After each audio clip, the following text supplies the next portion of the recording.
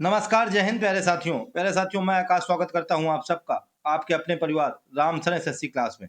साथियों, अगर आप लोग यूपी पुलिस कांस्टेबल 2000 भर्ती व एसएससी जीडी कांस्टेबल 2000 भर्ती परीक्षा में अपने सिलेक्शन का सपना पूरा करना चाहते हैं, तो साथियों आइए और जीके जीएस और हिंदी के प्रैक्टिस सेशन में आके जुड़ जाइए।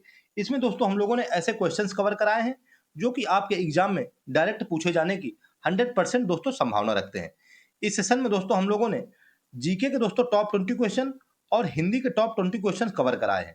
ठीक है, जो कि दोस्तों आप लोगों के एग्जाम में मैंने बताया कि 100% से ज्यादा दोस्तों संभावना रखते हैं आने की। ठीक है, तो दोस्तों आप लोग इन क्वेश्चंस को इसी तरह से तैयार कीजिए जैसे कि दोस्तों आपके एग्जाम में ये क्वेश्चन पूछे ही गए हैं। ठीक है, और प्रैक्टिस के रूप में, क्योंकि दोस्तों ये प्रैक्टिस क्लास है, आपको दिखाई दे रहा है, तो दोस्तों प्रैक्टिस के रूप में आप लोग हर एक क्वेश्चन का आंसर मुझको कमेंट में जरूर बताइए। ठीक है, जब तक दोस्तों मैं क्वेश्चन को पढ़ूं तब तक दोस्तों आप लोग क्वेश्चन को जल्दी से पढ़ के, क्योंकि दोस्तों मुझे आप लोगों को क्वेश्चन समझाना है, आप लोगों को किसी को नहीं समझाना है। आप लोग क्वेश्चन को पढ़ के मुझको तुरंत दोस्तों ऑप्शन कमेंट करके जरूर बता देना। ठीक है, तो चलिए दोस्तों बिना देरी के शुरू करते हैं आज का अपना इंपॉर्टेंट सेशन।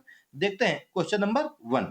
कह रहा निम्नलिखित में से किसने अवध को अशांत क्षेत्र घोषित करने में महत्वपूर्ण भूमिका निभाई जिससे इसे ब्रिटिश नियंत्रण में लाना आवश्यक हो गया था। दोस्तों अशांत घोषित किया, उसने पहले अशांत घोषित किया अवध को, इसी वजह से कि ये अशांत है, इसमें सही से नियंत्रण नहीं हो पा रहा है, इसी वजह से इसको ब्रिटिश नियंत्रण में लाना आवश्यक है। तो वह कौन था? वह लॉर्ड डलहौजी था। ऑप्शन नंबर सी बिल्कुल राइट आंसर हो जाएगा। ठीक है, लॉर्ड डलहौजी। ये दोस्तों अवध प्रांत, ये दोस्तों ब्रिटिश के कंट्रोल में आने वाला आखिरी रियासत थी। 1801 ईस्वी में दोस्तों इसमें एक संधि की गई। उसी संधि के बाद दोस्तों इसमें कहा गया कि यह जो यहाँ का नियंत्रण है वो दोस्तों सही से नहीं हो पा रहा है। अवध के जो नवाब थे वो सही से नियंत्रण नहीं कर पा रहे हैं, यह दोस्तों ब्रिटिश शासन कहती रही। और फिर उसी के तहत दोस्तों उन्होंने 1856 ईस्वी में अवध को दोस्तों अपने नियंत्रण में ले लिया।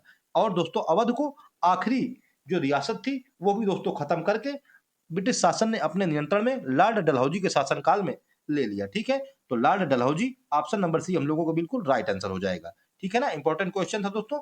चलिए नेक्स्ट क्वेश्चन देख लेते हैं, क्वेश्चन नंबर 2। कह रहा है लोकसभा के उपाध्यक्ष को निम्नलिखित में से किसके द्वारा पदच्युत किया जा सकता है? पदच्युत यानी कि दोस्तों हटाया जा सकता है, किसके द्वारा हटाया जा सकता है? तो दोस्तों लोकसभा के तत्कालीन सदस्यों के बहुमत द्वारा लोकसभा में एक प्रस्ताव पारित करके। ऑप्शन नंबर डी हम लोगों को बिल्कुल राइट आंसर हो जाएगा। ठीक है, उपाध्यक्ष को दोस्तों 3 तरीके से हटाया जा सकता है। उपाध्यक्ष दोस्तों या तो खुद कह दे कि वह लोकसभा का मतलब, अगर दोस्तों उपाध्यक्ष नंबर 1 में लोकसभा का सदस्य ना हो, ठीक है, तो दोस्तों उसको हटाया जा सकता है। नंबर 2 में उपाध्यक्ष दोस्तों खुद पत्र लिख करके इस्तीफा दे दे अध्यक्ष को, तब भी दोस्तों वो हटा हुआ माना जाएगा। और नंबर 3 में दोस्तों मैंने बता दिया कि लोकसभा के तत्कालीन सदस्यों द्वारा लोकसभा में एक प्रस्ताव पारित करके इसको हटाया जा सकता है।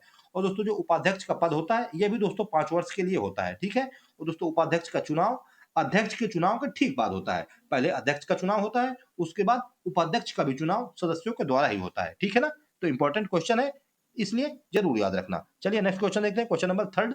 कह रहा सूमो कुश्ती यानी कि सूमो रेसलिंग प्रतिस्पर्धा की उत्पत्ति किस देश में हुई? सूमो, सूमो पहलवान दोस्तों आप लोगों ने जरूर सुना होगा, और दोस्तों सूमो मार्शल आर्ट ये भी सुनी होगी, इसी वजह से इंपॉर्टेंट है।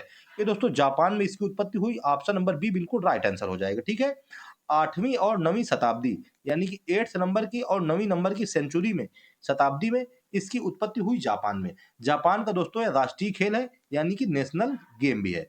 दोस्तों ये ओलंपिक में तो शामिल नहीं है, लेकिन अंतरराष्ट्रीय ओलंपिक समिति द्वारा दोस्तों इसको मान्यता प्रदान कर दी गई है। ठीक है, इसी वजह से दोस्तों ये इंपॉर्टेंट है, और सूमो दोस्तों वैसे भी इंपॉर्टेंट है। चलिए नेक्स्ट क्वेश्चन देखते हैं, क्वेश्चन नंबर 4। कह रहा है दोस्तों मानव दृश्य प्रणाली, मानव दृश्य प्रणाली यानी कि दोस्तों इसको हम लोग ज्योति तीव्रता कहते हैं साइंस की भाषा में। ठीक है, फिजिक्स की भाषा में ज्योति तीव्रता द्वारा अनुभव किए जाने वाले प्रकाश को मापने के विज्ञान यानी कि प्रकाश मिति यानी कि फोटोमेट्री का मूल एसआई मात्रक क्या है? ज्योति तीव्रता का मात्रक कैंडेला होता है दोस्तों। ऑप्शन नंबर डी बिल्कुल राइट आंसर हो जाएगा। ठीक है, प्रकाश मिति यानी कि ज्योति तीव्रता, इसका मात्रक क्या होता है दोस्तों? कैंडेला होता है। मात्रक यानी कि दोस्तों यूनिट। ठीक है ना, साइंस से दोस्तों फिजिक्स क्वेश्चन आ गया।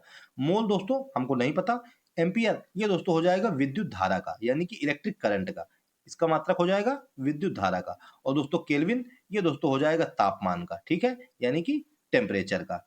चलिए नेक्स्ट क्वेश्चन की तरफ चलते हैं हम लोग, क्वेश्चन नंबर 5 की तरफ। कह रहा निम्नलिखित में से किस राज्य में युमथांग घाटी यानी कि युमथांग वैली स्थित है? दोस्तों आप लोग जरूर बताइए, नागालैंड में, उत्तराखंड में, सिक्किम में या हिमाचल प्रदेश में? कहाँ स्थित है युमथांग घाटी? दोस्तों सिक्किम में, ऑप्शन नंबर सी बिल्कुल राइट आंसर हो जाएगा। ठीक है, युमथांग घाटी कहाँ स्थित है? सिक्किम में स्थित है। हिमालय पर्वतों के दोस्तों बीच में स्थित है युमथांग घाटी। ठीक है, इसी वजह से इंपॉर्टेंट है, हिमालय पर्वतों के बीच में स्थित है सिक्किम।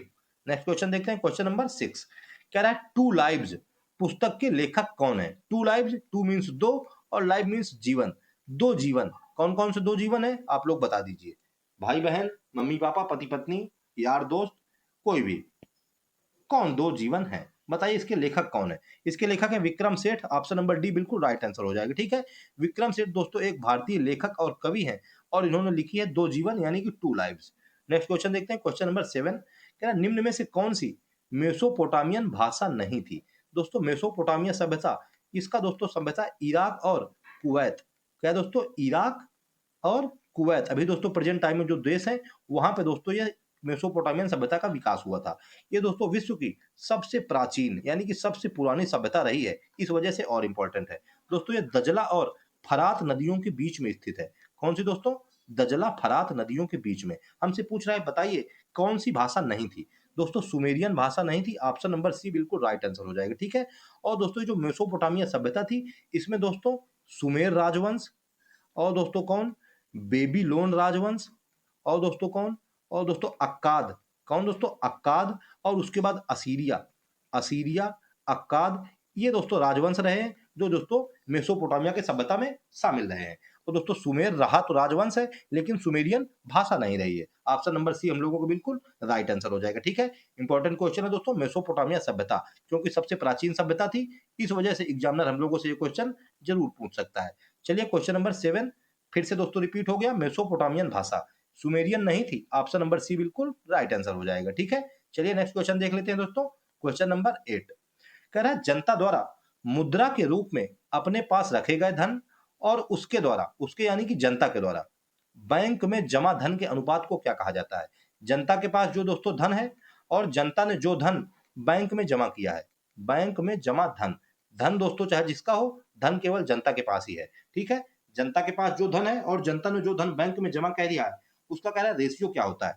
रेशियो मुद्रा जमा अनुपात, ऑप्शन नंबर ए बिल्कुल राइट आंसर हो जाएगा। ठीक है, मुद्रा जमा अनुपात, सारा का सारा जो धन है वो जनता के पास है लेकिन जनता ने अपना सारा धन बैंक में जमा कर दिया है। क्वेश्चन नंबर 9 देखते हैं, कह रहा जब इल्ली यानी कि कैटरपिलर नामक अपने जीवन चक्र के अगले चरण में प्रवेश करने के लिए तैयार होता है तो यह खुद को संभालने के लिए पहले एक जाल बनाता है। कैटरपिलर हमसे कह रहा है इसको क्या है? ये दोस्तों एक प्यूपा है, कैटरपिलर प्यूपा। जब अपने जीवन चक्र के अगले चरण में प्रवेश करने के लिए तैयार होता है तो यह खुद को संभालने के लिए पहले एक जाल बनाता है, यानी कि मकड़ी का जाल। ठीक है, ऑप्शन नंबर सी हम लोगों को बिल्कुल राइट आंसर हो जाएगा। ठीक है, प्यूपा। ठीक है ना दोस्तों, याद रखना आप लोग, प्यूपा। चलिए नेक्स्ट क्वेश्चन देख लेते हैं, क्वेश्चन नंबर नेक्स्ट।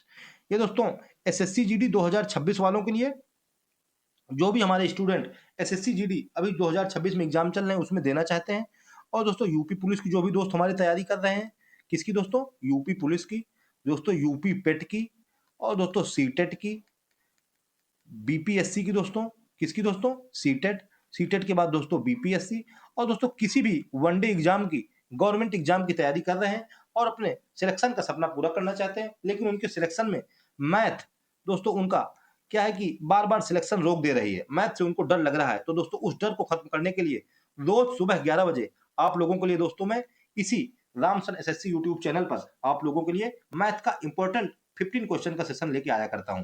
ठीक है, इसमें दोस्तों हम लोग बिल्कुल बेसिक से मैथ को कवर करते हैं और दोस्तों बिल्कुल 2 या 3 स्टेप में आप लोगों को ऐसे एक्सप्लेन करके मैं मैथ समझाता हूं दोस्तों कि आप लोगों को तुरंत समझ में आ जाएगा। ठीक है, तो दोस्तों आप लोग अपने डर को खत्म कीजिए और आके सुबह 11 बजे जुड़ जाइए आके हम लोगों से और अपनी मैथ की बिल्कुल टेंशन को खत्म कर दीजिए। ठीक है, तो चलिए हम लोग अब नेक्स्ट क्वेश्चन की तरफ चलते हैं, क्वेश्चन नंबर 10 कह रहा भारत के किस शहर में सप्तक संगीत समारोह मनाया जाता है? सप्तक संगीत समारोह दोस्तों अहमदाबाद में मनाया जाता है, ऑप्शन नंबर सी बिल्कुल राइट आंसर हो जाएगा। ठीक है, सप्तक स्कूल है दोस्तों, उसी में मनाया जाता है सप्तक संगीत समारोह। 13 दिवसीय, 13 दिन का दोस्तों यह समारोह होता है। ठीक है, अहमदाबाद में मनाया जाता है। नेक्स्ट क्वेश्चन देखते हैं, क्वेश्चन नंबर 11 कह रहा निम्न में से किसे व्यष्टि अर्थशास्त्र यानी कि माइक्रो इकोनॉमिक्स के जनक के रूप में जाना जाता है? व्यष्टि अर्थशास्त्र यानी कि माइक्रो इकोनॉमिक्स। कह रहा है किसको? अल्फ्रेड मार्शल को। ऑप्शन नंबर डी बिल्कुल राइट आंसर हो जाएगा। ठीक है, अल्फ्रेड मार्शल, माइक्रो इकोनॉमिक्स। और दोस्तों अर्थशास्त्र के जनक के रूप में किसको जाना जाता है? आप लोग जरा मुझको कमेंट करके बताइए। अर्थशास्त्र का जनक, इसको दोस्तों किसको जाना जाता है? Adam Smith. ठीक है, किसको दोस्तों? Adam Smith. ये दोस्तों अर्थशास्त्र के जनक के रूप में जाना जाता है। चलिए नेक्स्ट क्वेश्चन देख लेते हैं दोस्तों, क्वेश्चन नंबर 12। कह रहा है सीएनजी का पूर्ण रूप क्या है? सीएनजी दोस्तों हम लोगों को डेली यूज की है, इस वजह से दोस्तों हम लोगों से डेली यूज वाले भी क्वेश्चन पूछता है साइंस के। ठीक है, साइंस के आप लोगों से जो भी क्वेश्चन पूछेगा, 2 क्वेश्चन 4 क्वेश्चन, सब दोस्तों आप लोगों से रिलेटेड क्वेश्चन पूछेगा, जिनका कि दोस्तों हम लोगों के यूज होता रहता है। कहीं दोस्तों गाड़ी में यूज, कहीं खाने में, कहीं किसी में, वही क्वेश्चन हम लोगों से पूछेगा।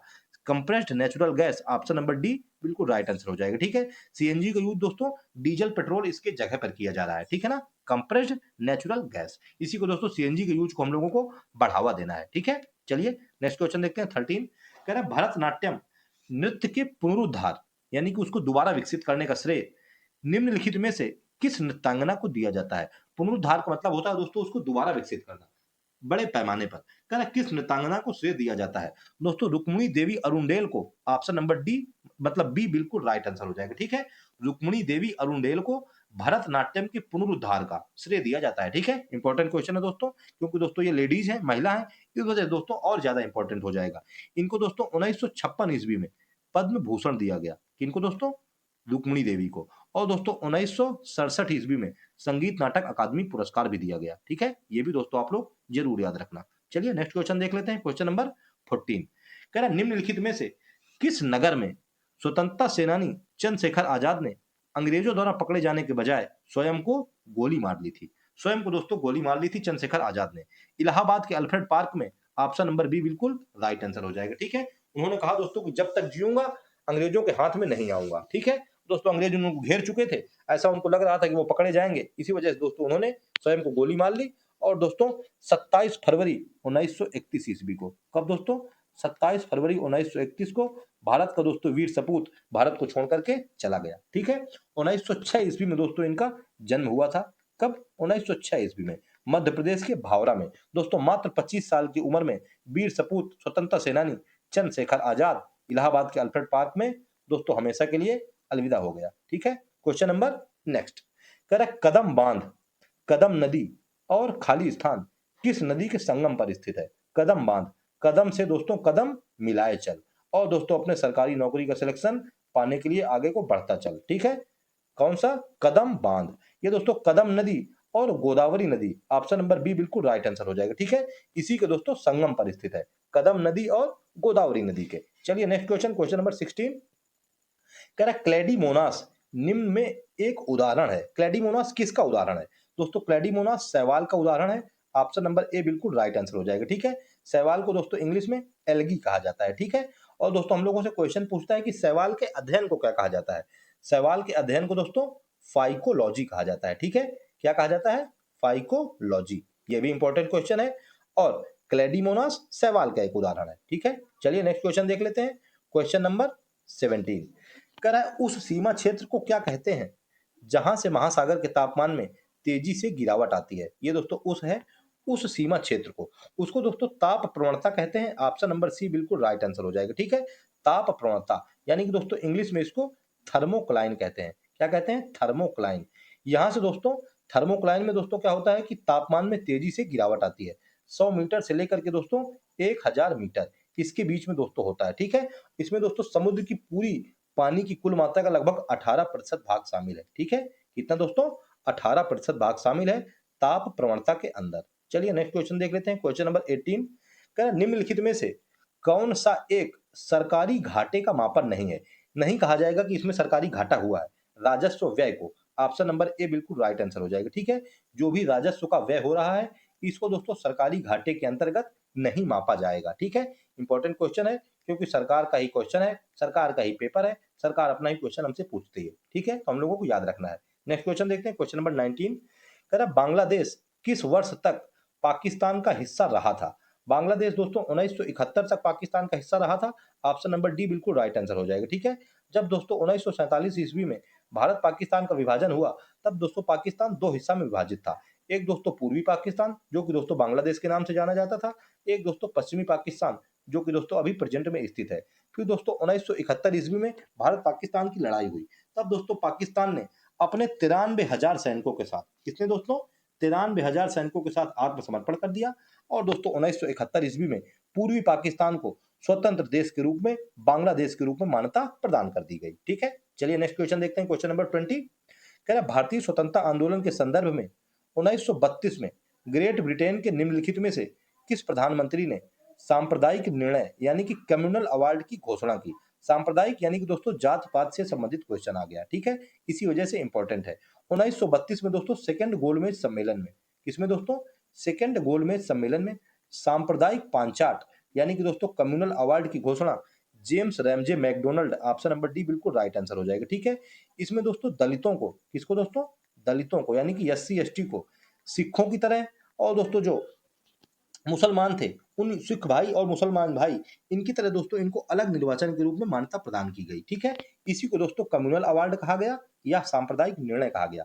किसको दोस्तों, दलितों को अलग निर्वाचन, क्या दोस्तों, दलितों को अलग निर्वाचन यानी कि पृथक निर्वाचन दोस्तों सेकेंड गोलमेज सम्मेलन में प्रदान किया गया। ठीक है, यही दोस्तों इंपॉर्टेंट क्वेश्चन था, वेरी वेरी इंपॉर्टेंट क्वेश्चन था। ठीक है, तो दोस्तों ये थे आज के टॉप 20 क्वेश्चन जो कि दोस्तों फिनिश होते हैं। दोस्तों मैं जीके जीएस का एक केवल सेशन लेके आ पाया हूँ, हिंदी का सेशन नहीं लेके आ पाया हूँ। दोस्तों मैंने आप लोगों को कल भी बताया था कि दोस्तों मैं आप लोगों के लिए 1000 जीके के मोस्ट इंपॉर्टेंट क्वेश्चन की दोस्तों पीडीएफ तैयार कर रहा हूँ। ऐसे क्वेश्चन दोस्तों कि अगर दोस्तों आप लोग उस पीडीएफ को 1 या 2 बार पढ़ करके कंप्लीट कर लेंगे तो आप कोई भी एग्जाम देने जाए, वनडे एग्जाम, उसमें दोस्तों आप लोग 10 से 15 क्वेश्चन, कितने दोस्तों, 10 से 15 क्वेश्चन करेक्ट से करेक्ट करके आएंगे। ठीक है, बस दोस्तों कुछ दिन और लगेंगे, उसमें कंप्लीट होने वाली है। और हाँ दोस्तों, मैं कल आप लोगों के लिए अलग से यानी कि दोस्तों केवल हिंदी का सेशन टॉप 50 क्वेश्चंस का, कितने का दोस्तों, हिंदी का दोस्तों टॉप 50 क्वेश्चंस का कल अलग से एक सेशन लेके आऊंगा शाम के 8 बजे। उसमें दोस्तों जीके जीएस नहीं होगी, तो दोस्तों आप लोग शाम को 8 बजे टॉप मतलब 50 क्वेश्चन हिंदी के जरूर देखना। ठीक है ना, तो ठीक है दोस्तों, आप लोग दोस्तों 11 बजे मैंने आपसे बताया कि सुबह मैथ का सेशन लेके आते हैं, उसको देखिए, और दोस्तों शाम को 8 बजे जीके जीएस और हिंदी का सेशन देखिए। ठीक है, और दोस्तों अपना जो 2026 में सिलेक्शन का सपना है उसको पूरा कीजिए। ठीक है दोस्तों, अगर दोस्तों अब आप लोगों को मेहनत पसंद आए तो दोस्तों एक लाइक जरूर कर देना। ठीक है, और चैनल पर अगर नए हो तो चैनल को सब्सक्राइब कर लेना, जिससे कि आप लोगों को ऐसी इंपॉर्टेंट क्लासें मिलती रहें और आप लोगों को 2026 में सिलेक्शन का जो सपना है वो दोस्तों पूरा हो जाए। ठीक है ना, तो ठीक है दोस्तों, मिलते हैं नेक्स्ट सेशन में, यानी कि दोस्तों कल सुबह 11 बजे मैथ के सेशन के साथ। तब तक के लिए दोस्तों जय हिंद, जय श्री राम।